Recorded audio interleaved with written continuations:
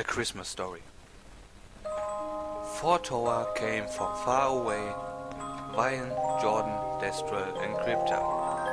4 wise Toa out of the east were they, and they travelled by night and they slept by day. For their guide was a beautiful, wonderful star.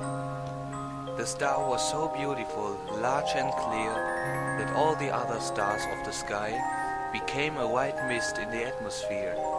And by this they knew that the coming was near of the prince foretold in a prophecy. 3 masts they bore on their saddle bows, 3 masts of gold at 20 degrees. Their robes were of crimson silk with rows of bells and pomegranates and furbelows, their masks like blossoming almond trees. And so the 4 Toa rode into the west, through the dusk of the night over hill and dell, and sometimes they nodded with beard on breast, and sometimes talked as they paused to rest, with the people they met at some wayside well. Of the thing that is born, said Crypta. Good people, I pray you, tell us the news. For we in the east have seen his star, and have ridden fast and have ridden far, to find and worship the one who got loose. And the people answered, You ask in vain. We know of no one but Matanui the Great. They thought the wise men were men insane, as they spurred their feet across the plain, like riders in haste, who cannot wait.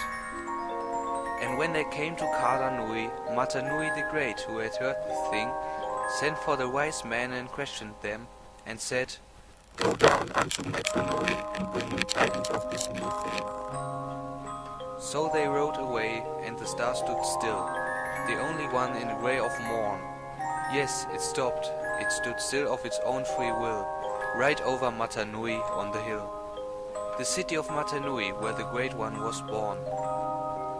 And the 4 Toa went through the gate and the guard, through the silent street till their bodies turned, and nathe they entered the great inn yard. But the windows were closed and the doors were barred, and only a light in the stable burned. And cradled there in the scented hay, in the air made sweat by the breath of kine, the little thing in manger lay, the thing that would be savior one day of a kingdom not human, but divine.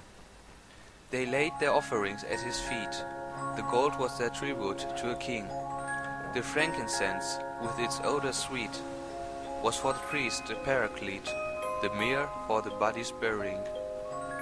Then the Toa went out of the city gate, with a clatter of feet in proud array. But one thing is forgotten to say, the one in the Mangalay is nobody but Shredder, and that is hard to say. They felt messed around and went away, and now ToaVion wants to say, Happy Christmas Day.